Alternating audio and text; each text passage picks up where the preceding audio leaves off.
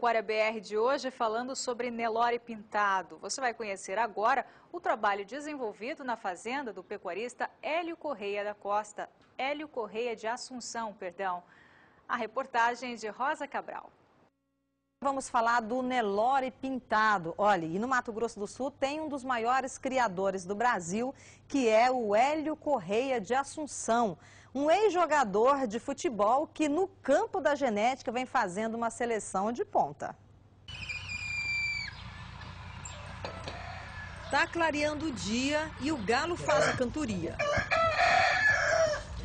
A tropa começa a ser arriada porque daqui a pouco vai para a labuta com o manejo. Perto dali, na casa da sede, ao lado de um painel que enfeita a varanda, o fazendeiro Hélio Correia de Assunção tem nas mãos uma relíquia e ele me conta o que significa. E eu joguei no aspirante do Cruzeiro e já entrei no time profissional uma época, jogava no meio de campo, eu era bom de bola. E na década de 70 ele deixou os gramados e veio para o Mato Grosso do Sul. Naquela época ainda Mato Grosso. E passou então a investir naquilo que seria a sua mais nova paixão, o Nelore pintado. Uma raridade no Brasil. E para contar como é esta seleção de pelagem exótica, eu pego carona no lombo do Mineirinho. Um manga larga marchador de coturdilha e no meio da boiada sigo com o criador. E eu indago qual é a base para fazer o Nelore pintado. Primeiro precisa ter persistência e muita paciência, tá? Porque fazer, como eu já disse em muitas entrevistas, fazer pelagem é muito fácil. Fazer pelagem com qualidade aí requer muito tempo. O Golias é o boi que talvez me jogou no mundo do Nelore pintado, foi o Golias, porque ele não é um boi que agrada muito, mas a produção dele agrada muito. Ele dá fêmeas leiteiras, machos caracterizados e pesados e uma pelagem maravilhosa. Esses animais imprimem em qualidade, em genética, em melhoramento. Tudo que precisa do Nelore branco. Leite, característica, carne, precocidade, sabe? Aqui não tem uma vaca ruim de leite no meu gado, certo? Que não dá leite. Eu já venho fazendo essa base de seleção. E os bezerros, a passo, desmamam com um bom peso. Vamos ver, 230, 240, tem bezerro 260, certo? Totalmente a pasto. Porque essa região minha é muito sadia para gado. A região que está localizada a Fazenda Santa Maria do Apa é em Bela Vista, centro-oeste do Brasil, a sudoeste de Mato Grosso do Sul e na fronteira com o Paraguai. Na mesma terra, são 40 anos nessa toada de seleção e formou um seleto time de reprodutores. O pandeló, o magave, o jocate e o badami, o vadeiulo. O nosso comentarista, o Elinho, 3 anos, filho do seu Hélio com a esposa Michel. E ele foi um parceirão da equipe, estava sempre por perto. Boa sorte. Obrigado, contamos com vocês, Brasil.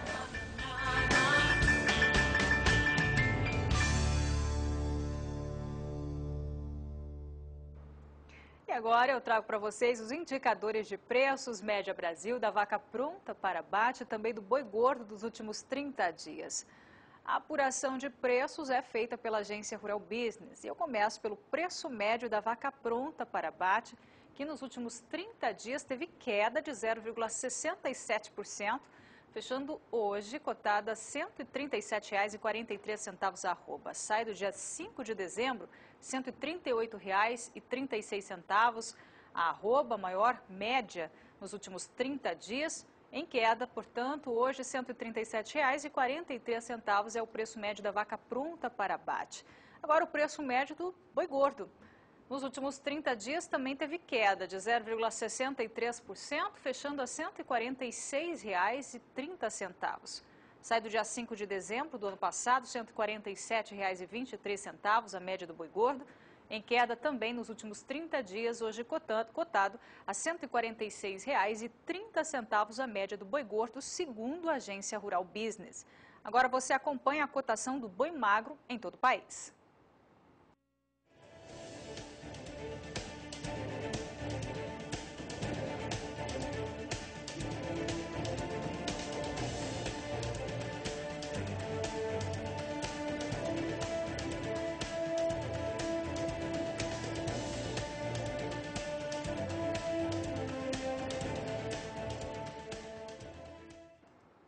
Saiba agora como aumentar o seu índice de prenhez na inseminação artificial em tempo fixo. O jornalista Jorge Zaidan entrevistou o pesquisador da Embrapa Pantanal, Éricles Nogueira, que falou sobre esse assunto. Acompanhe. Muito bem, nós vamos saber do pesquisador da Embrapa Pantanal, Éricles Nogueira, como funciona esse projeto que está dando mais eficiência, um índice maior de prenhez nas vacas submetidas à IATF, que é a inseminação artificial em tempo fixo. Como é que vocês conseguiram aumentar o índice de prenhez? Você disse que está em torno de 40% a 50% na IATF, vocês subiram um pouco esse índice. Como é que isso aconteceu? Exato. Os índices são muito variáveis e muitas vezes o produtor vai usar uma IATF e fala, mas o meu aqui deu 40% e o produtor, a empresa que me vendeu, a loja, falou que prometeu um 60% ou 50%, né? E muitas vezes o produtor frustra com isso. Então a gente tentou fazer experimentos de forma prática, sem alterar muito o manejo dos lotes de IATF, sem alterar muito o custo, né? E observamos o seguinte, mesmo as vacas que são feitas o protocolo de IATF, então aquele coloca o implante, aplica uma dose, um implante de progesterona, aplica uma dose de estradiol, fica esse implante aí por 8 ou 9 dias. Então na retirada do implante é aplicado novamente alguns medicamentos, né, prostaglandina, o outro estradiol, ou um cipionato de estradiol, ou benzoato de estradiol, e um ECG, né, um indutor de crescimento. Então, nesse momento da retirada do implante, até o dia da inseminação, varia aí de 48 a 54 horas, né? 40 e pouquinho, nesse intervalo. E a gente observou que essas vacas, no dia da inseminação, as que apresentaram cio, medidas através daquele bastão marcador na anca do animal, que a gente coloca no dia da retirada. Então, no dia 8 vai lá e passa o bastão. E no dia 10, na hora de inseminar, avalia se essa vaca foi montada por outra, se tirou a tinta. Aquelas que tiraram bastante a tinta, nós percebemos um índice de prenhez de 60%. Né? E aquelas que tiraram a tinta intermediária, que foram montadas um pouquinho, ficaram com a prenhez aí por volta de 50%. E aquelas que não tiraram a tinta, ou seja, não foram montadas, não apresentaram cio, tiveram uma prenhez abaixo de 40%. Né? Então, dentro do lote, a gente observou vacas com mais cio, mais prenhez. Agora, na técnica da IATF, não precisa observar o cio. Vocês fizeram essa observação de cio para melhorar os trabalhos, para melhorar a pesquisa. Exatamente. Já fizemos até outros trabalhos observando o cio daquela forma tradicional. Rufião, marcando a vaca, né? Mas eu acredito que é um trabalho que não precisa ser feito. E aí lançamos mão do bastão, que é uma técnica simples, utilizada muito em gado leiteiro, em outros pesquisadores já recomendam isso, né? Mas a gente tentou dar uma nota, então a nota 1, 2 e 3, naquelas vacas, distribuir esse cio. A de 60% de índice de prenhez, a nota maior. Exato, nota 3. E a de 40%, exatamente, a nota menor. Exatamente. Como é que vocês elevaram, o que vocês fizeram para elevar o índice dessas vacas de 40%? O índice de prenhez, que devem fazer parte da média do Brasil, como você disse. Com certeza, com certeza. É importante ressaltar o seguinte, Zaidan, no Pantanal os índices foram mais baixos de prenhez em relação ao Planalto. Então aqui no Planalto, tivemos várias fazendas avaliadas aqui, nós tivemos taxas de prenhez melhores, uma média de 55%, contra 45% de Pantanal. Então no Pantanal geralmente já temos um... Desculpa. Pode falar, pode falar. No Pantanal já tivemos um índice de prenhez menor, até pela condição de calor, de distância de propriedade, qualidade nutricional de pastagem. Eu queria explicar que esse Planalto e Pantanal se refere a Mato Grosso do Sul, que tem essas duas partes, o Pantanal baixo e o Planalto, que são as demais regiões do estado. Exato, e o Mato Grosso também, né? Não vamos esquecer Mato Grosso também, que é outro centro de cria também. Sim, né? Exato. Então, Zaida, a partir dessa observação, que as vacas que observaram cio tiveram melhores prenheses, nós tentamos uma estratégia para aumentar a prenhez daquelas que não demonstraram, né? Vários trabalhos já mostraram que o GNRH, no caso a gente usou um produto aí que participou de parceiro nosso, a MSD, né? O GNRH da MSD, a gente usou o Fetargil para fazer essa aplicação na hora da inseminação. É um hormônio? É um hormônio, chama hormônio liberador de gonadotrofinas. Então ele induz a ovulação daquele folículo que está pronto para ser ovulado. Geralmente as vacas que dão menos cio têm um folículo menor, né? Então tem menos pressão de cio, de estro, né? E aí a gente aplicou esse Fetargil apenas nas vacas 1 e 2, então com nada de cio ou pouco cio, né? Por que não aplicamos nas tinta 3, nas de muito cio? Porque já outros trabalhos demonstraram que nelas o Fetargil, o GNRH não faz efeito, porque ela já está pronta para ovular, né? Então, aplicando nas tintas 1 e 2 esse Fetargil, nós conseguimos um aumento de prenhez nessas vacas, que subiram aí para 50 e pouquinhos %. Se equipararam as vacas de melhor índice de prenhez. Se equipararam, não chegaram nos 60, mas subiram em relação àqueles menos de 40%, né? Então, tivemos um aumento de prenhez e pela avaliação econômica que nós fizemos, esse hormônio aplicado aí nesses lotes, tinta 1 e 2, pouco cio ou nada de cio, 1 a 2% de aumento de prenhez já paga a utilização do medicamento. Dr. Éricles Nogueira, pesquisador da Embrapa Pantanal, falando sobre um protocolo que auxilia, que aumenta a eficiência dos protocolos de IATF no Pantanal. Muito obrigado pela sua entrevista aqui conosco. Muito obrigado, Zidane. E a seguir, veja os preços do bezerro dos últimos 30 dias nas principais praças de produção do país. E ainda, o volume de sêmen distribuído pelo Programa Nacional de Avaliação de Touros Jovens pode aumentar. Nós já voltamos.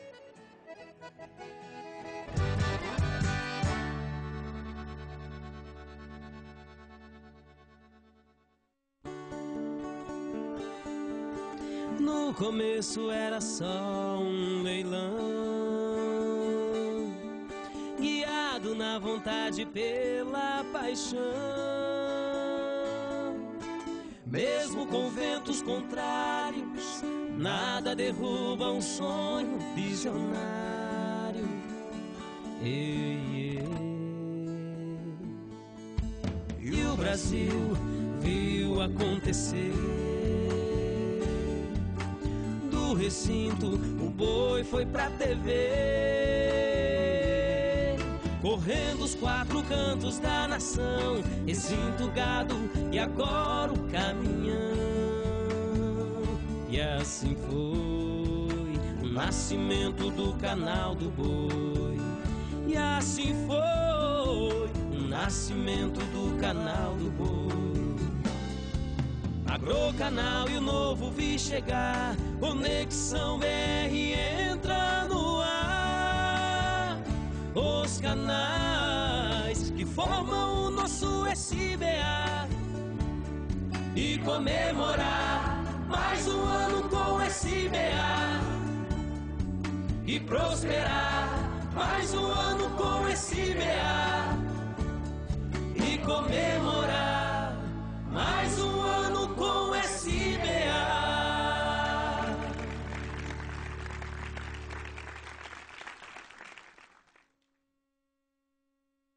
A pecuária brasileira tem hoje 215 milhões de animais, o maior rebanho comercial do mundo. Chegamos a esse número graças ao trabalho incansável de pecuaristas, técnicos e cientistas que atuam na veterinária. A Champion Saúde Animal se orgulha de fazer parte dessa importante fonte geradora de alimento saudável. Champion, há 60 anos desenvolvendo soluções para a pecuária brasileira. Quem usa, recomenda. Atenção produtor! Problemas com mastite, carrapato, verminose ou diarreia no rebanho? Ruminar é a solução. Adquira nossa mega promoção com 50% de desconto. E pagando pelo cartão de crédito, você ganha na hora um super brinde. Ligue do seu telefone fixo para o nosso 0800. Do celular, ligue a cobrar ou mande um WhatsApp. Ruminar. Quem usa indica.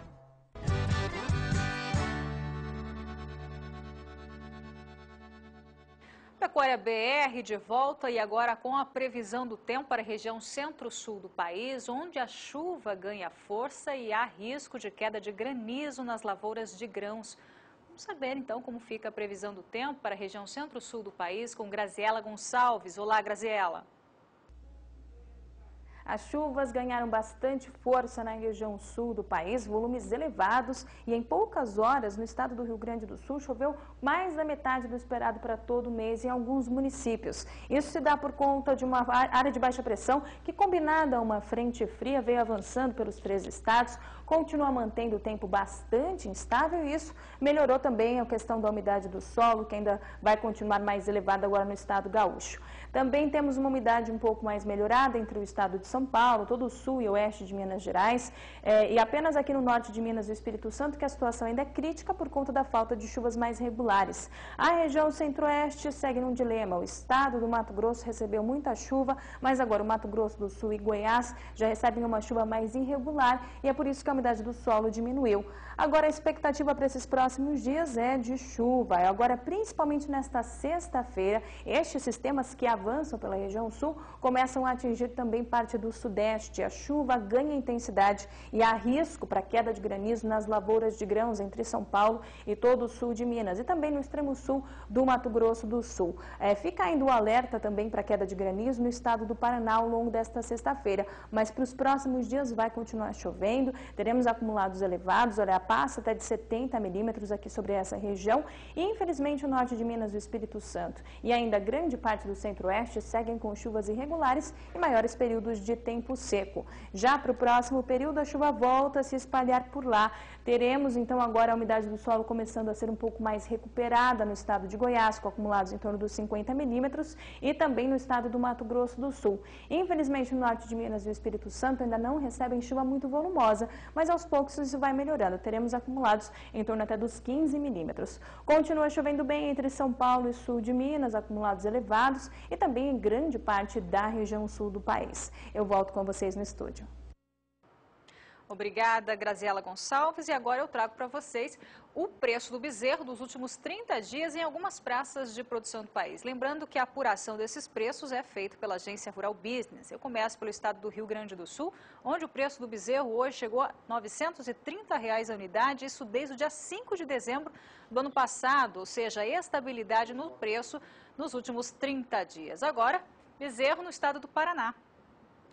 Em 30 dias, também estabilidade para o preço do bezerro no Paraná. Esse bezerro tem de 8 a 12 meses, hoje fechando a R$ 1.000 a unidade do bezerro no estado do Paraná. Estabilidade também em 30 dias. Agora, em Mato Grosso. Preço do bezerro hoje em Mato Grosso, R$ 850 a unidade. Isso desde o dia 5 de dezembro, R$ 850 a unidade. Estabilidade também para o preço do bezerro no estado de Mato Grosso. E para a gente finalizar, Goiás. Bezerro em Goiás, R$ 930 a unidade, também preços estáveis. Desde o dia 5 de dezembro, em 30 dias, permanece R$ 930 a unidade do bezerro no estado de Goiás.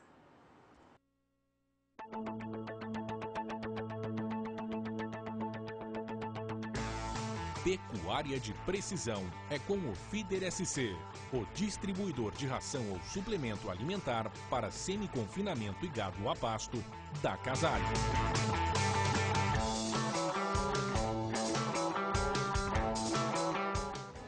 Basicamente, eu tinha uma estrutura bem razoável de mão de obra.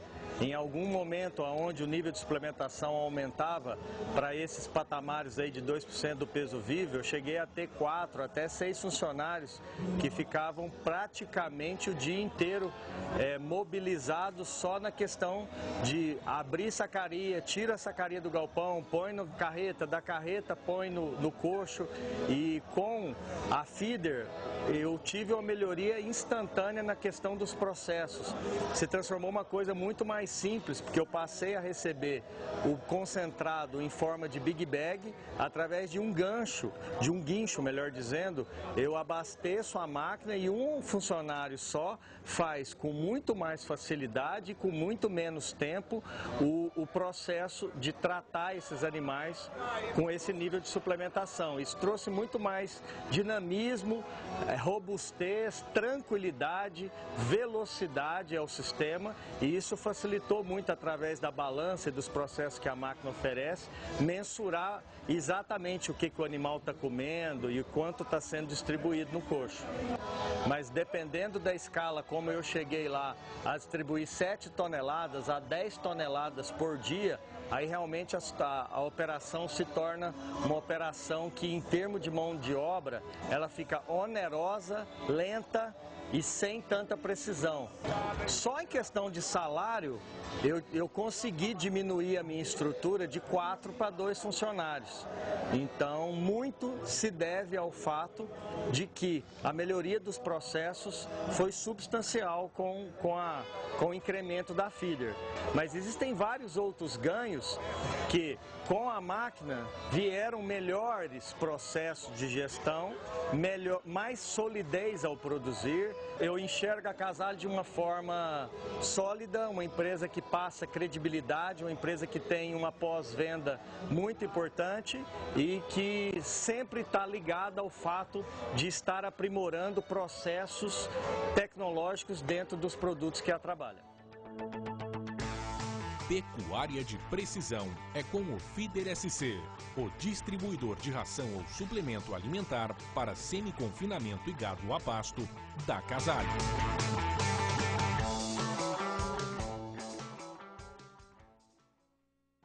E o volume de sêmen distribuído gratuitamente pelo PNAD, Programa Nacional de Avaliação de Touros Jovens, pode aumentar 30%. Veja as informações.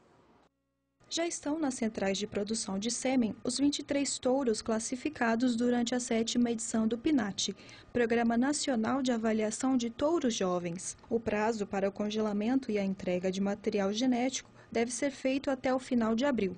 A expectativa é que sejam distribuídas gratuitamente mais de 15 mil doses aos rebanhos colaboradores que estão credenciados na ABCZ, a Associação Brasileira de Criadores de Zebu. Esse volume é 30% maior que o registrado em 2015, quando foram produzidas e entregues cerca de 12 mil doses. Nas edições de 2010 a 2015, 391 criadores participaram com seus rebanhos. No dia 29 de junho de 2016, 82 mil inseminações e 21 mil nascimentos foram comunicados à ABCZ. Nesta data, 13 mil produtos foram pesados junto ao controle de desenvolvimento ponderal. Os interessados em participar em 2017 já podem acessar o regulamento pelo site da ABCZ. O PNAT seleciona reprodutores zebuínos registrados com idades entre 18 e 30 meses. Na próxima edição, serão incluídos testes de desempenho e eficiência alimentar. Bom, agora vamos dar sequência aos preços do bezerro dos últimos 30 dias em outras praças de produção do país. Lembrando que a apuração é feita pela Agência Rural Business. Eu começo pelo estado de São Paulo. São Paulo bezerro de 8 a 12 meses, hoje cotado a R$ 900 a unidade, preços estáveis em 30 dias. Agora em Minas Gerais. Em Minas Gerais, o bezerro, hoje cotado a R$ 950, também preços estáveis em 30 dias, isso desde o dia 5 de dezembro de 2016. Então, estabilidade em 30 dias para o preço do bezerro em Minas Gerais. Agora na Bahia. Na Bahia, o preço do bezerro hoje, R$ 820 a unidade, também preços estáveis para o bezerro. Na maioria das praças pesquisadas pela Agência Rural Business, na Bahia, preços estáveis, R$ 820 a unidade. E agora no Pará. No Pará, o preço do bezerro, R$ 820 também a unidade, preços estáveis, estabilidade em 30 dias para o preço do bezerro no estado do Pará. E no próximo bloco você vai acompanhar o preço do milho no mercado físico e também no mercado futuro. E também vai conhecer uma forrageira bastante versátil e importada. Nós já voltamos.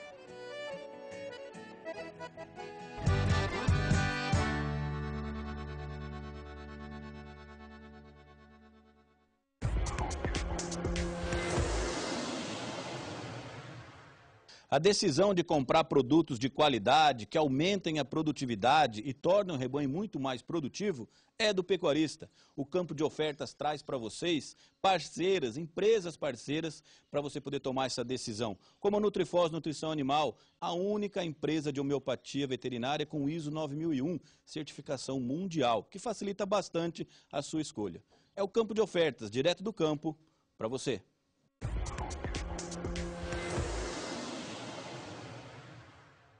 Não perca este grande evento. Leilão virtual de corte Leilosat. 6 de janeiro, sexta, às 8h30 da noite. Oferta de animais de corte para cria, recria e engorda. Leilão virtual de corte Leilosat. 6 de janeiro, sexta, às 8h30 da noite. Realização Leilosat. Transmissão Canal do Boi.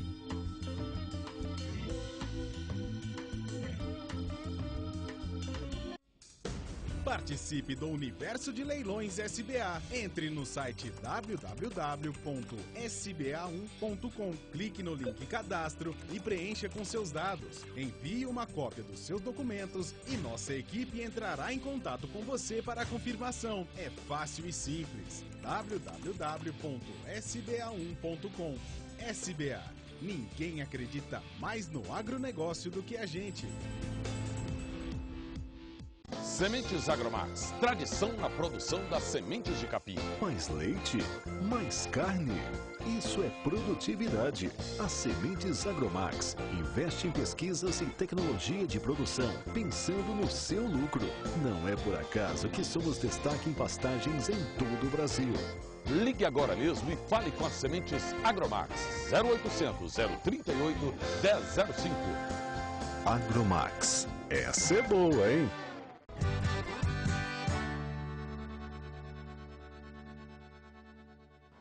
No mês de julho de 2016, você acompanhou no Agrocanal toda a beleza dos cavalos quarto de milha, como os do Aras Marini, no 6º leilão virtual Cuiabá Horse Show. Veja a reportagem Daniel de Paula. Uma vida dedicada ao quarto de milha, uma tropa, um Aras, gerações de lida com o cavalo mais versátil do mundo, um leilão.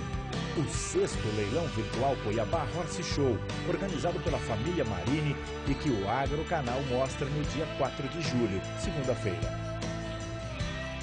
O evento vem se consolidando no Mato Grosso com uma tropa que a MG Leilões recruta para tornar o leilão tão eclético quanto a raça. Potros e potras para entrar em doma, éguas prenhas, cavalos para todos os tipos de provas de trabalho e corrida. E tudo com muita genética, que vem da experiência dessa família de criadores. Tanta confiança em um leilão como esse está na experiência de mais de 40 anos que o Marcos tem vivendo com e do cavalo quarto de milha. Toda essa credibilidade passou de geração para geração. E tudo isso está num evento como o que nós vamos mostrar durante a Expo Agro. Desde que eu sou criança, eu acompanho o quarto de milha. E isso aí é uma vida inteira, né? 40 e tantos anos mexendo com cavalo, conhecendo dos cavalos. A gente está sempre inovando, procurando coisas novas, animais coloridos, animais bonitos, como vocês estão vendo aí, né? Procurando atender nossos clientes da melhor maneira possível, né? Procurando animais com pedigrees novos, mas com bastante destaque, né? Tanta dedicação gerou frutos obtidos com o uso de biotecnologias de reprodução que reforçaram uma genética escolhida nos principais criatórios de quarto de milha do Brasil. Com uma base forte e a multiplicação dos melhores produtos, o mercado vem reconhecendo esses frutos. Você tem que vender um pouco dos animais e um outro tanto você tem que guardar essa genética para você também aprimorar, para você ter uma mercadoria boa para o cliente, como eu falei. Você também tem que estar sempre segurando animais para você ir fazendo acasalamentos corretos, tal, para melhorar a genética, né? A gente procura obter coberturas de garanhões que estão na atualidade vencendo as principais provas. A gente busca as matrizes que o pessoal hoje quer para o seu plantel. Então a gente tem feito um trabalho bacana na criação nossa, com genéticas importadas dos Estados Unidos, sêmens americanos, porque hoje a competitividade das provas está muito grande. Então, se a gente não tiver os animais destinados específicos para determinadas provas, com os sangues que vem ganhando, a gente não consegue ter resultado nas pistas. Exatamente essa confiança toda vem das provas que a família Marini impõe à tropa que os clientes vão usar nos principais encontros do cavalo pelo país. Todo esse resultado que o quarto de milha pode oferecer tem que ser provado em casa. E sua vida de esportista te leva a buscar o resultado que ele pode levar para o seu cliente, para o seu mercado. E essa funcionalidade toda está nessa tropa, né, Guilherme? Justamente, Daniel. A gente escolheu o cavalo como o esporte da gente, da família, herdado do meu pai, que desde criança também é um aficionado por cavalo, e isso passou para a geração. E a gente tem muita paixão pelos cavalos, quarto de milha, que é a raça que a gente escolheu para criar. E a gente laça, a gente corre tambor, a gente participa das provas e a gente está envolvido 24 horas com o cavalo. Isso é maravilhoso para nós. Serve para você, serve para todo mundo. Serve para nós, serve para qualquer pessoa, é um esporte maravilhoso. E todos, no meu palpite, tinham que ter um cavalo para ver o tanto que isso é gostoso. Então é preciso reservar a noite do dia 4 de julho, uma segunda-feira, para acompanhar um leilão completo. É um leilão completo. A gente está buscando animais de criadores renomados aí do Brasil, como sempre são nossos parceiros, né, ajudando, fazendo a coisa acontecer. Então isso aí tem dado um respaldo muito bom para a gente, Daniel. A gente tem essa diversidade de pedigree, diversidade de pelagens, para atender todo o público aí do Brasil, os criadores que são apaixonados como a gente. O 6º Leilão Cuiabá Horse Show tem organização da MG Leilões, da família Marini e a transmissão do Agrocanal. E a China foi o principal destino da carne bovina in natura do Brasil no mês de dezembro. Veja as informações. A China foi o principal destino da carne bovina in natura brasileira em dezembro. Segundo a Associação Brasileira das Indústrias Exportadoras de Carne, a ABIEC, foram embarcadas ao país 15 mil toneladas do produto. Na sequência de países que mais importaram a carne brasileira, aparecem Hong Kong, com 13.700 toneladas, Irã, com 12.100 toneladas, Rússia, com 12 mil toneladas e Chile, com 8.200 toneladas. No total, o Brasil exportou no último mês do ano 87 mil toneladas, 15% a mais que em novembro. A receita em dezembro teve alta de 9% em relação ao mês anterior e somou 366 milhões de dólares, sendo 63 milhões apenas com as vendas para a China. Agora vamos saber o preço do milho, tanto no mercado físico quanto no mercado futuro. Vamos direto à Bolsa de São Paulo com a Rafaela Favro, que antes traz para a gente a cotação do dólar, né? Que teve mais uma queda, né, Rafa? Boa noite. Boa noite, Renata. Boa noite a todos. É isso mesmo, terceira queda consecutiva para o dólar diante do real. Esse início de 2017 tem sido de baixa acentuada para a moeda americana.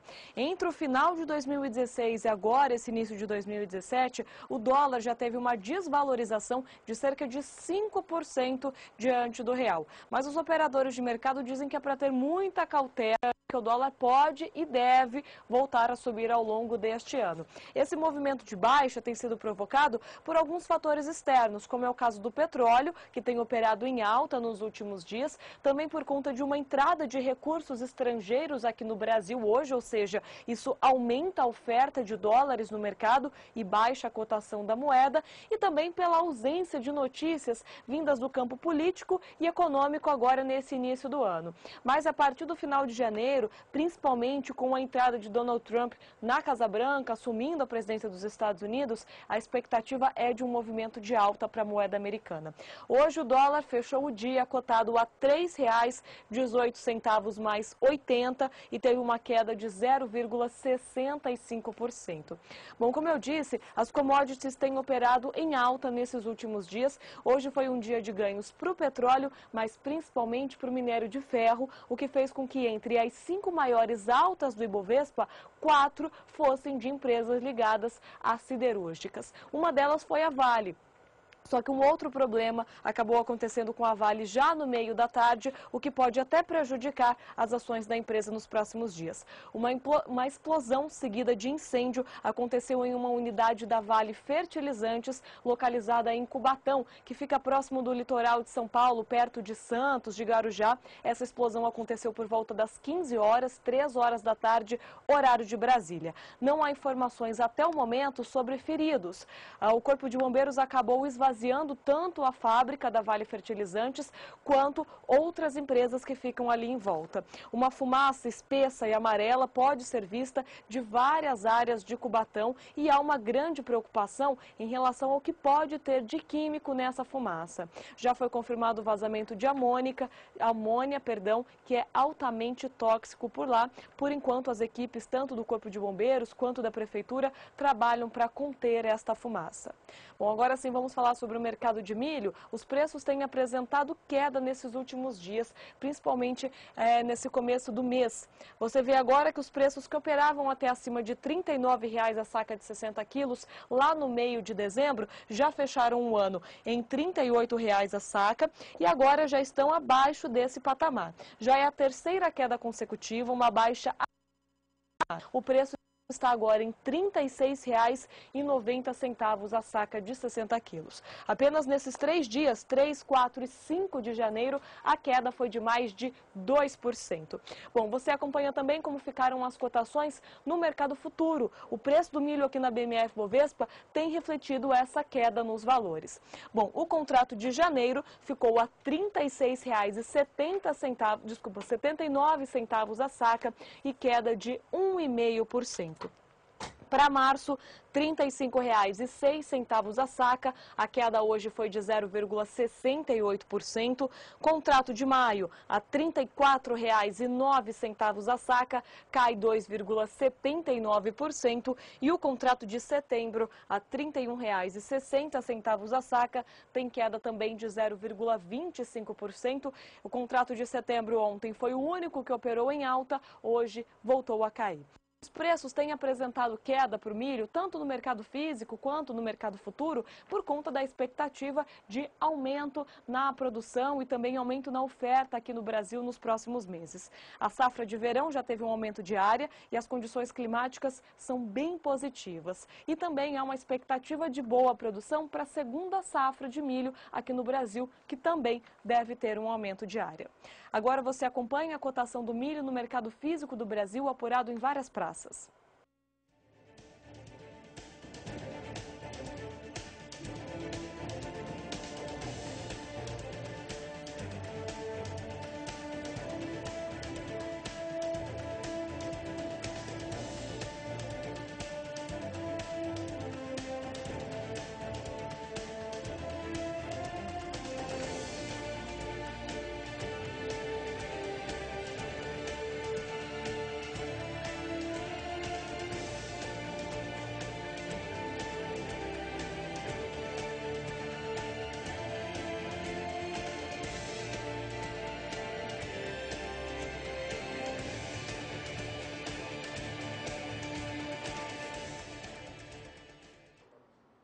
O nosso assunto agora é um capim importado, capim vaqueiro, bastante utilizado para cavalos, também para gado de leite e também ovinos, ou seja, todo tipo de animal. Uma forrageira bastante versátil. Quem fala sobre esse assunto, esse capim vaqueiro, é o gerente comercial da Safra Sul Sementes, que está novamente aqui no Pecuária BR. Boa noite, obrigada pela participação novamente aqui no Pecuária BR. Boa noite, eu que agradeço a participação. Osmair Nogueira.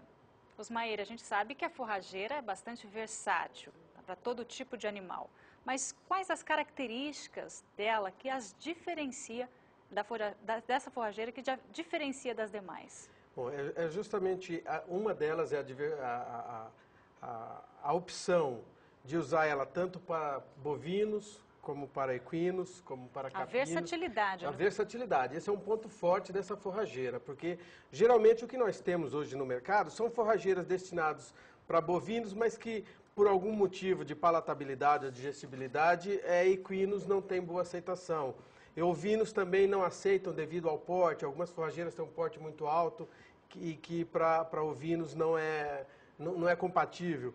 E o vaqueiro, ele é uma forrageira pertencente ao gênero Cynodon, que tem como pares o Gigs, o Coast Cross, o Tifton 85, mas com uma grande diferença, que esse é o único Cynodon comercializado no Brasil, multiplicado por semente. Ou seja, faça a introdução de pastagem como se faz com braquiárias, utilizando semente e não mudas. Isso reduz bastante o custo de implantação dessa forrageira e também permite que o produtor forme áreas grandes, porque quando se usa Tifton, por exemplo, tem que fazer um banco de mudas, esse banco ir multiplicando e aumentando a área gradativamente a partir do momento que tem disponibilidade de muda. Com o vaqueiro é diferente, faça o preparo de solo, adquire a semente, faz a semeadura de 1 até 100 hectares, é possível fazer num único ano.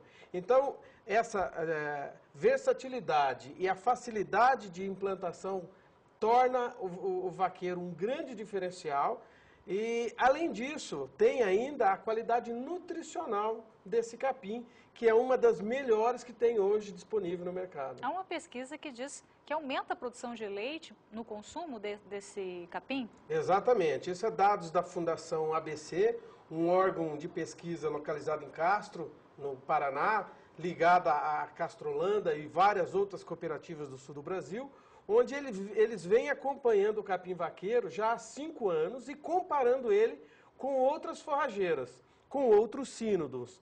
E também com braquiárias e pânicos também. E vem demonstrando aumento, assim, a estimativa de produção... A gente tem até uma tela que fala um pouquinho sobre essa estimativa, né?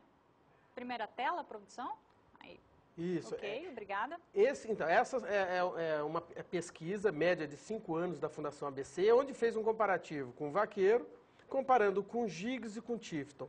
A primeira coluna seria quilos de leite por tonelada de matéria seca consumida. Então, para cada tonelada de matéria seca consumida, a estimativa de produção de leite de vaqueiro é de 1.142 quilos. Certo? Comparado com o Gigs, que é 680 quilos, o vaqueiro é 68% mais produtivo por tonelada de matéria seca consumida, e quando se compara com o Tifton 85, chega a ser mais de 85%. Então, é um capim que a qualidade nutricional desse capim demonstra na produção de leite rapidamente. Então, isso é uma informação muito importante, principalmente para quem faz produção de leite a pasto, que produtores que buscam economia na produção de leite e fazem a produção a pasto. O capim vaqueiro, sem dúvida nenhuma, é uma das melhores opções para esse tipo de atividade. E para a pecuária de corte, Ismael? A pecuária de corte vem demonstrando também bons desempenhos. Ele se compara a desempenhos ao charaés, né? Num regime, óbvio, num regime mais de irrigação, porque na pecuária de corte as informações que nós temos é mais da região mais quente. Nós temos dados de Montes Claros, norte de Minas, estado de São Paulo. Sobre o regime de pastejo rotacionado com irrigação, ele também vem dando bons rendimentos, superando vários braquiários e sendo comparado a pânico. E em relação à indicação de solo, tem alguma exigência? Sim, por ser uma variedade bastante produtiva, ela necessita de uma fertilidade de solo mais coerente com capins de alta produção, de alto desempenho. Então, saturação de base na casa dos 70%, boa calagem, fosfatagem, adubação de cobertura, nitrogênio é muito importante, ele responde bem. Então, o desempenho de produção desse capim é dado realmente pela fertilidade do solo. O pH tem que ser acima de 6,5. Então, fazendo essas correções, é perfeitamente possível estabelecer o capim vaqueiro em todo o Brasil. Você falou do manejo, pastejo rotacionado. Como é o contínuo? Tem alguma diferença? Como é? O que muda basicamente é a altura de pastejo. Então, num pastejo rotacionado, nós recomendamos a entrada dos animais com 32 a 35 centímetros de altura, saindo com 20 centímetros de altura. Num pastejo contínuo, manter a altura de 26 até 28 centímetros de altura. O que muda entre o pastejo contínuo e o pastejo rotacionado é justamente a altura. Mas dados já vêm mostrando que a diferença significativa entre o rotacionado e o contínuo não é com relação ao desempenho dos animais, mas sim com a longevidade da forrageira. O pastejo rotacionado, ele preserva mais a característica da forrageira de rebrotar rapidamente, de produzir bastante folha. Então, entre pastejo rotacionado e pastejo contínuo, eu, como técnico, recomendo o pastejo rotacionado, que vai estar respeitando melhor aí o ciclo de crescimento da forrageira. E onde o capim vaqueiro é encontrado aqui no Brasil, Osmair? Bom, a Safrasul é importadora oficial do capim vaqueiro. O capim vaqueiro é produzido nos Estados Unidos por uma empresa chamada DLF Trifólio, a maior empresa de semente forrageira do mundo. Nós temos essa parceria comercial com eles. E nós estamos importando já há 5 anos esse capim vaqueiro e disponibilizando esse material para todo o Brasil. Então, para adquirir, entre em contato com a Safrasul. Nós temos 2 canais de venda, um canal de venda direto através do telefone.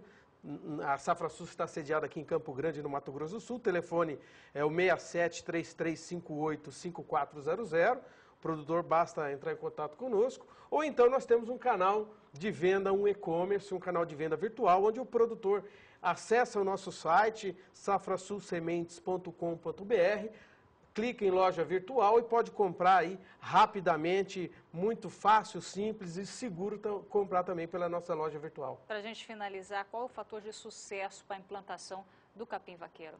Bom, são 3 basicamente. Um bom preparo do solo, uma boa introdução da pastagem com o uso da semente de qualidade e depois fazer as adubações de manutenção, porque o manejo é relativamente simples. É um capim que não produz talo. E capim que não produz talo, o manejo é muito mais fácil. Tá certo. Obrigado pelas informações. Eu que agradeço. Osmair Nogueira, gerente comercial da Safrasul Sementes. Falamos agora do capim vaqueiro. Agora você fica com a previsão do tempo para a região centro-norte do país.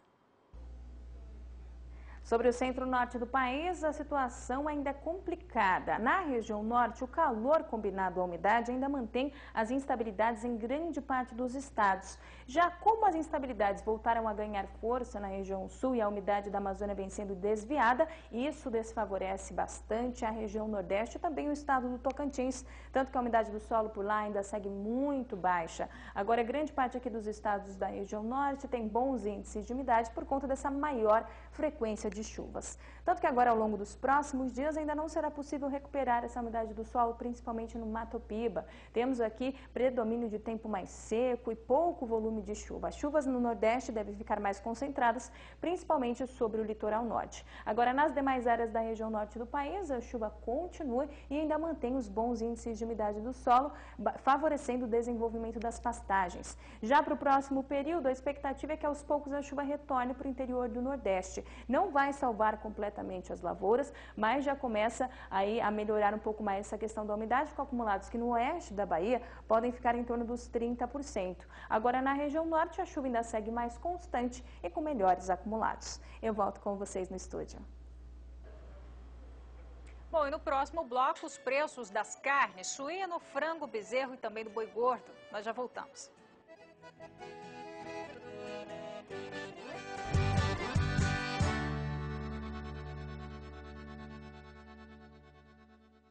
O conhecimento é um processo que transforma o espaço vazio em encontro de pessoas de diferentes estilos, construindo e realizando sonhos.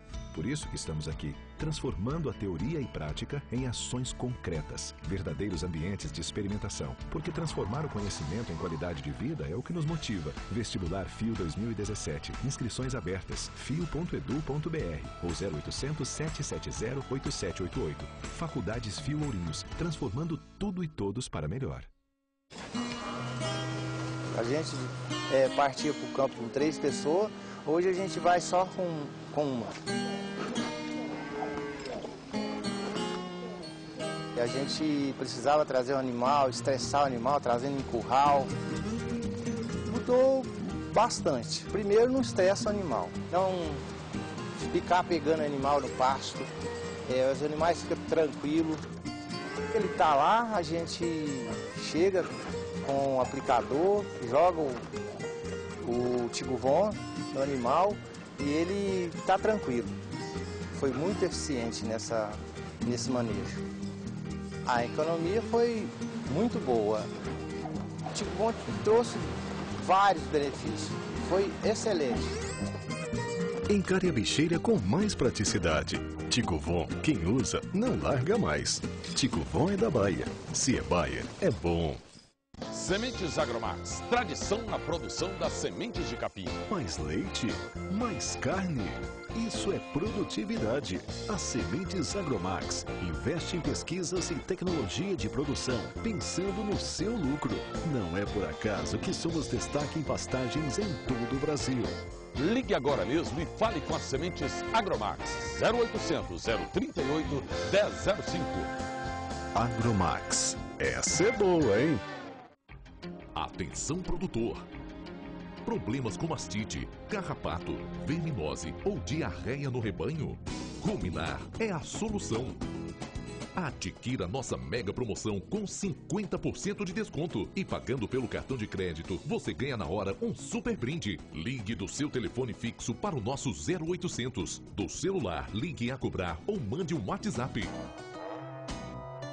Ruminar. Quem usa, indica.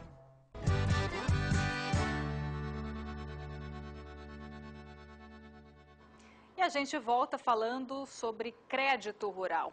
O otimismo do setor agrícola com a colheita da safra 16-17, desta safra, fez com que o crédito teve efeito positivo para o crédito bancário nos últimos meses. Em dezembro último, segundo dados do Banco Central, houve o desembolso dos bancos alcançou aí 17 bilhões e meio de reais. Sobre esse assunto eu converso agora com João Pedro Cuti Dias. Boa noite, João.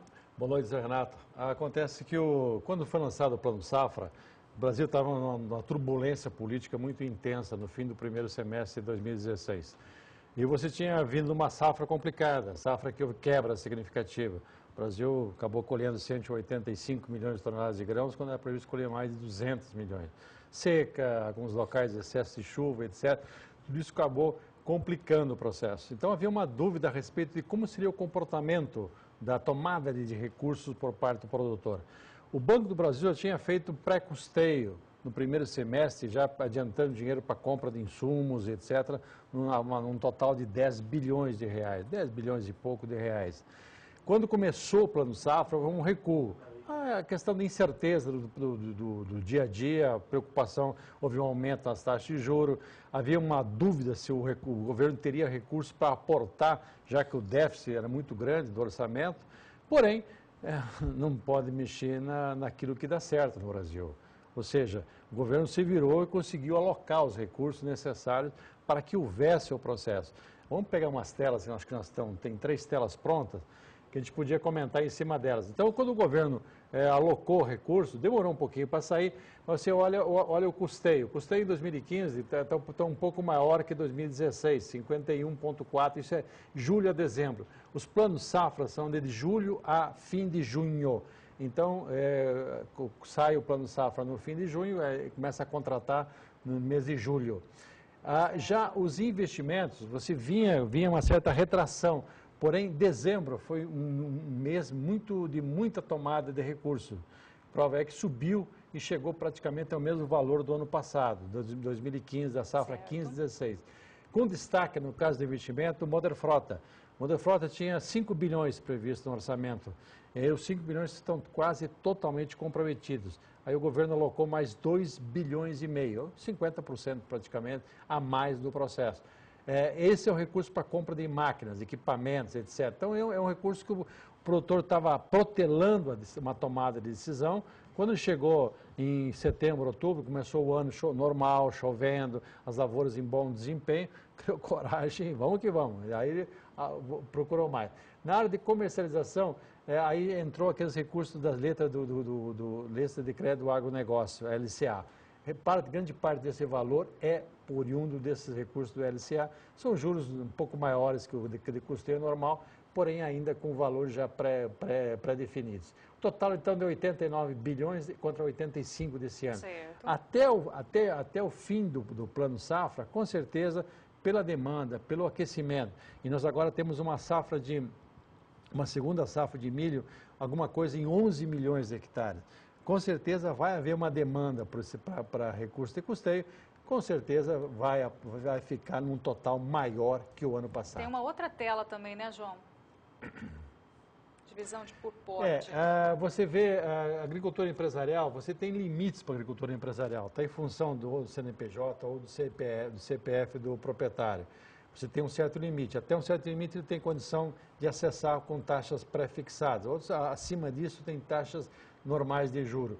O PRONAF é o Programa de Agricultura Familiar. Esse é importante não apenas do ponto de vista de produção, é do ponto de vista social, ou seja, atende o pequeno e o médio produtor brasileiro. Muito recurso desse é repassado através de cooperativas. As cooperativas fazem a proposta em bloco e repassam para os seus associados. Nesse interim também fornece os insumos, etc. Então são recursos para o pequeno e o médio produtor. Um bom número, 13 bilhões e 600 milhões de reais foram aplicados. Aumento, né? Um pequeno aumento isso aí, em cima disso aí. E por último nós temos uma outra tela, que é a distribuição por agentes. Os bancos públicos, eles têm um valor maior porque eles repassam recursos do Tesouro. Ou seja, além dos recursos do compulsório natural, que é o percentual que é dos depósitos à vista que o banco tem, 34% dos depósitos à vista, ele aplica em crédito rural. Além disso, tem o recurso orçamentário da União, o Banco do Brasil e a Caixa repassam isso. Além disso, tem recursos do BNDES também repassado. Você vê uma pequena queda nos bancos públicos e, em compensação, um aumento nos bancos privados. O banco privado é meio complicado, não é fácil. Por quê, João? Porque o banco privado ele aplica muito em grandes cooperativas, ele não aplica... só aqueles clientes top de linha que conseguem acesso ao crédito rural. Não é muito fácil, não, nos créditos dos bancos privados. E, por último, uma surpresa agradável é o avanço das cooperativas de crédito. Um avanço de 24%, quase mais de 22%. Você defende, né, João? Mas é importante isso, porque você democratiza o acesso. Eu acho que é importante... Nós trouxemos aqui, há pouco dia atrás, um gerente de operações do Sicredi, ele falou, só aqui no Estado aplicamos 100 milhões de reais. É bom, é positivo isso. Por quê? Porque eles estão fazendo uma rede pulverizada, muito no interior dos estados. E, consequentemente, o produtor tem condição de acessar. Eu até fiz algumas apresentações em umas eventos dessas cooperativas de crédito, e o que chama atenção é a participação. O agricultor ele se considera dono da cooperativa e, na realidade, ele é um dono da cooperativa. E ele participa, vai lá, discute, uma turma jovem, animada, que gosta de motivar os produtores. É importante que eles façam isso. Eles começaram já a repassar recursos do FCO, e com certeza deve repassar na região nordeste do FNE e no norte do FNO, dos fundos condicionais. São recursos para investimentos, com taxas pré-fixadas, taxas razoáveis, com bônus de adimplência, você pagar no vencimento, você tem 15% em cima do juro, fica uma taxa bastante razoável. E eles estão repassando isso aí. Então, ficou mais um agente financeiro repassando. Isso é muito positivo para o setor. O crédito rural, Renata, não é só a questão do valor, é a questão da oportunidade. Na natureza, você tem momentos de plantar e momentos de colher. Não adianta você financiar fertilizantes agora, em dezembro, para a cultura de soja. Já está na reta final a Inês é morta, então não tem jeito. Então, tem que, esses pré-custeios, muitas vezes, que eles financiam antes do lançamento do Plano Safra, são importantes por quê? Porque muitas vezes se aproveita um fluxo muito grande de transporte da zona produtora até os portos e os caminhões voltam. É bom para os caminhões, tem um frete retorno, é bom para o produtor, paga um pouco menos o frete.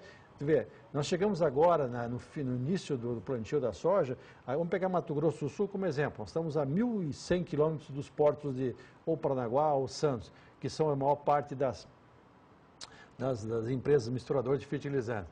O frete chegou, no primeiro semestre, a 80, 90 reais. No segundo semestre, chegou a 170 reais. Nossa. Por quê? Porque você não tinha milho para levar até o porto. Faltou milho, acabou o milho, e o frete inverteu. Ou seja, o preço maior do frete era do porto até o interior. Ao contrário que nos anos anteriores, que era do interior. O menor frete pagava-se menos para trazer do porto. Então, é importante o pré-custeio, é importante a oportunidade, é importante que os bancos desburocratizem muito. Um outro detalhe importante que quando se fala em crédito rural, a taxa é menor que a inflação. Hoje não, hoje a taxa é superior à inflação. E pior, você tem muitos penduricalhos que acabam onerando. Para registrar uma cédula rural, às vezes, de valor não tão alto, paga-se 2, 3 mil reais para registrar em cartório. É um absurdo isso. Isso é custo, isso impacta na formação de preço. Muitas vezes empurram outros produtos para o produtor, seguro, cartão de crédito, etc., que não é o objetivo dele. E ele, para facilitar o processo, não criar nenhum obstáculo, acaba aceitando. Isso encarece o processo. Então, o crédito rural ele teria que ter uma visão bem clara, ele tem que ser um agente modernizador do setor. Ou seja, não é só financiar para ele comprar o adubo, o semente, ele tem que ser um agente de transformação, ele tem que melhorar a sua produtividade. Nós estamos com a produtividade de soja estagnada, há 5, 6 anos, na faixa de próximo a 3 mil quilos por hectare. 3 mil quilos. Tem produtor que consegue colher 4 mil, 4.200. Então, nós tínhamos que tentar levar esses que estão abaixo dos 3 mil quilos a passar dos 3 mil quilos. E os que estão acima, lógico, permanecer ou, quiçá, aumentar. E o crédito rural é um instrumento para isso. Ou seja, você tem que, é um agente modernizador do setor.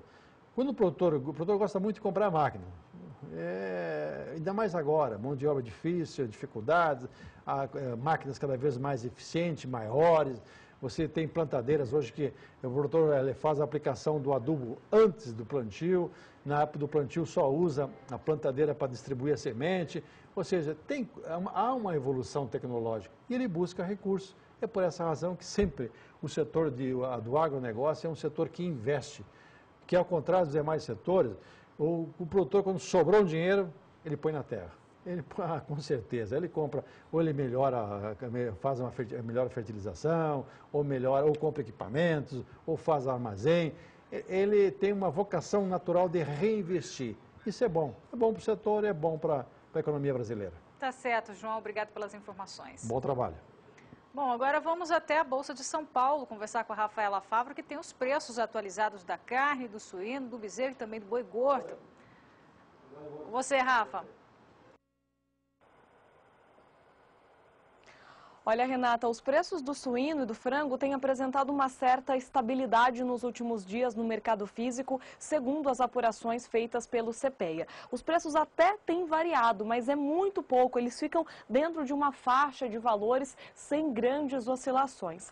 De acordo com os pesquisadores do CPEA, em um boletim que foi divulgado hoje, o mercado de suínos, mais uma vez em 2017, vai se voltar para o internacional, para as exportações que já foram recordes em 2016. Isso porque aqui no mercado interno não há uma expectativa de melhora no consumo. Também há uma grande cautela do setor para que não haja uma sobreoferta de carne suína, o que acaba derrubando as cotações. Veja só como ficaram os preços apurados hoje pelo CPEA. Como eu disse, os valores têm variado de um dia para o outro, mas é uma variação bem pequena, eles têm ficado na mesma faixa de preços. Hoje o suíno vivo lá em Santa Catarina, negociado a R$ R$1,67 por quilo, queda de 1 centavo por quilo em relação ao preço de ontem. Bom, uma boa notícia para o setor de suínos é que um grande frigorífico está pensando em investir mais no setor. A Frimeza pretende se tornar uma referência nacional da produção de carne suína. A empresa prevê investimentos de R$2,5 bilhões em toda a cadeia produtiva até o ano de 2030. Em 2016, o faturamento da cooperativa deve fechar em R$2,5 milhões, 13% a mais do que o faturamento de 2015. A produção também teve um aumento, vai chegar a 349 mil toneladas, crescimento de 5,5% em relação ao ano de 2015. Para 2017, a projeção é de um faturamento de R$3 bilhões, mais 18% em relação a esse ano, e um aumento de 7,5% na produção em volume, ou seja, vem bastante investimento para o setor de suínos aqui no Brasil nos próximos anos. Os preços do frango têm seguido essa mesma tendência aqui do suíno, mercado interno ainda sem uma melhora no consumo, o preço ficou igual ao de ontem, R$ 4,08 por quilo do frango congelado aqui no estado de São Paulo, uma alta em relação ao dia 13, mas preços bem parecidos nesses últimos dias, sem ganhos ainda muito significativos. Bom, para o mercado de boi gordo, o CPEA também divulgou um boletim hoje e o CPEA fala que a grande preocupação deste mercado será o consumo interno neste ano de 2017. A projeção de crescimento para a economia brasileira ainda é muito pequena, o avanço da economia deve ser bem lento e o poder de compra do consumidor não deve melhorar muito ao longo do ano. Bom, o preço do boi gordo você acompanha agora. Ficou negociado a R$ 149,97 por arroba. Uma leve alta em relação a ontem, valores se aproximando de R$ 150 arroba, mas ainda sem grande variação também. A grande expectativa do setor é realmente que as exportações contribuam por preços melhores, porque ao longo desse ano, apesar dos custos de produção caírem com o preço do milho, a expectativa realmente ainda é de consumo em queda aqui no Brasil. Nós temos os preços do bezerro também para mostrar aqui, vamos ver como ficaram os valores apurados pelo CPEA. Mais uma queda em relação a ontem, o preço de ontem já era o mais baixo dos últimos 5 dias e hoje o valor voltou a cair. R$ 1.226,96 por cabeça no estado de Mato Grosso do Sul para o bezerro. Você acompanha também o mercado futuro do boi gordo. Veja como ficaram os preços negociados hoje aqui na BMF Bovespa. Para janeiro, R$ 148,60 arroba e queda de 0,27%. Os contratos de fevereiro e março não tiveram negociação, mas mantiveram essa queda no ajuste aqui da Bolsa de 0,27%. O contrato de outubro conseguiu se manter perto da estabilidade, mas de novo com queda de 0,03%, agora negociado a R$ 149,95 arroba. Esse contrato de outubro de 2017 aqui na Bolsa chegou a registrar preços de R$ 151 arroba no final de dezembro, mas vem apresentando algumas quedas nesses últimos dias. Renata, é com você nos estúdios em Campo Grande. Tá certo, Rafa. Obrigado pelas informações. Rafaela Fávaro, direto da Bolsa de São Paulo. E agora, a relação de troca de um boi gordo com gado de reposição, garrote, bezerro e também boi magro nos estados da região sudeste do país. Eu começo com Minas Gerais. Em Minas Gerais, segundo a Scott Consultoria, o preço do boi gordo hoje chegou a R$ 147. Com um boi gordo em Minas, é possível comprar 1,4 boi magro, hoje cotado a R$ 1.720 a unidade.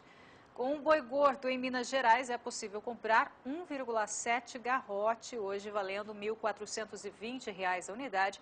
Já o bezerro, R$ 1.220 a unidade. Com um boi gordo em Minas Gerais, é possível comprar 2 bezerros. Agora, a relação de troca no Rio de Janeiro. Rio de Janeiro, segundo a Scott Consultoria, a cotação do boi gordo hoje chega a R$ 149. Com um boi gordo é possível comprar no Rio de Janeiro 1,4 boi magro, cotado hoje a R$ 1.790 a unidade. O garrote, cotado hoje, segundo a Scott Consultoria, R$ 1.480 a unidade. Com um boi gordo no estado do Rio de Janeiro, é possível comprar 1,7 garrote.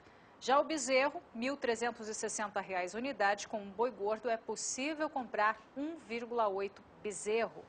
E agora, no estado de São Paulo, vamos saber como fica a relação de troca.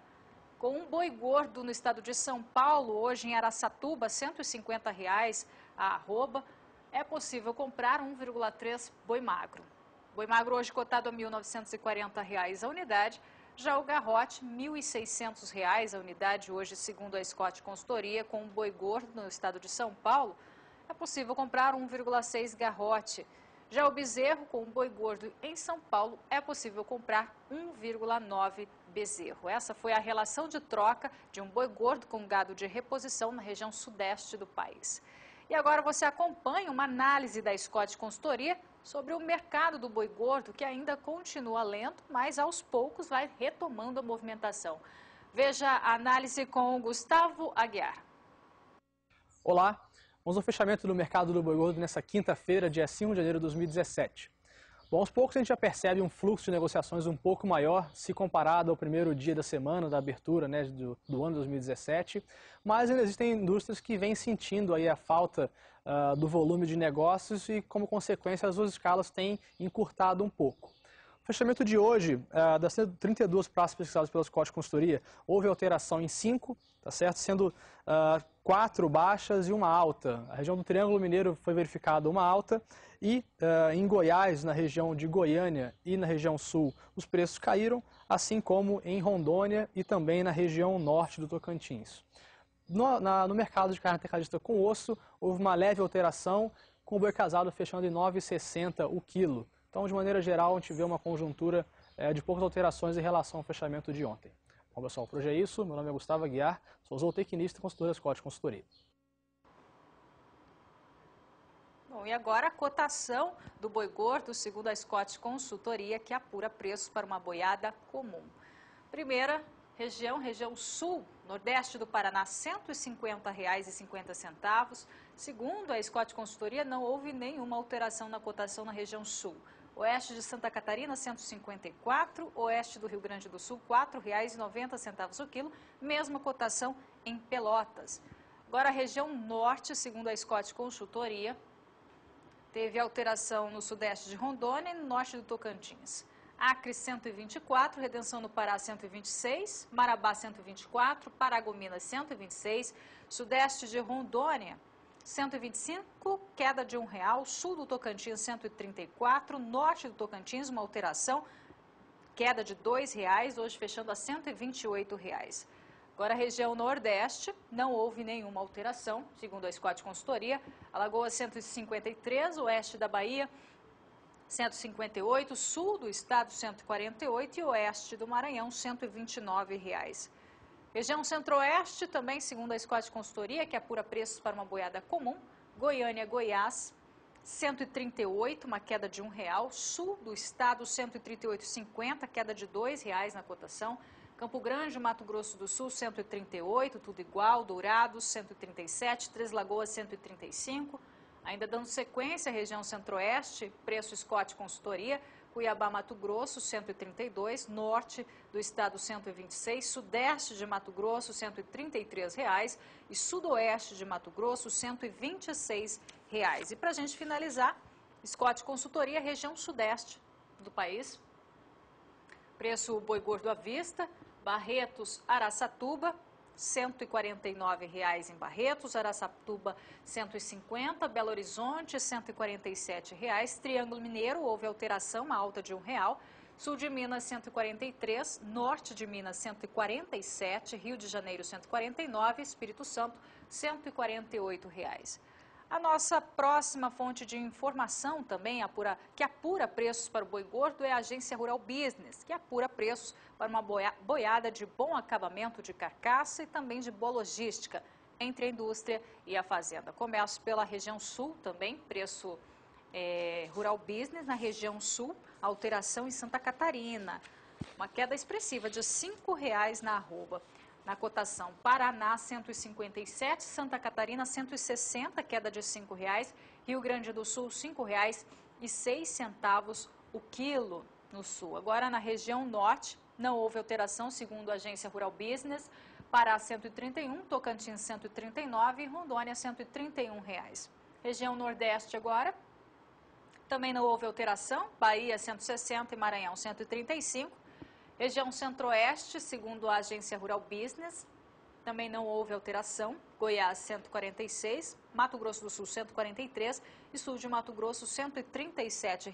Finalizando, preço Rural Business, São Paulo R$ 158, não teve alteração também na região Sudeste, Minas Gerais R$ 154 e Rio de Janeiro R$ 155. Essa foi a cotação do boi gordo por região, com duas fontes de informação, a Rural Business e a Scott Consultoria. O Pecuária BR fica por aqui, para você uma ótima noite. Confira a seguir SBA Gourmet. Até amanhã. Tchau, tchau.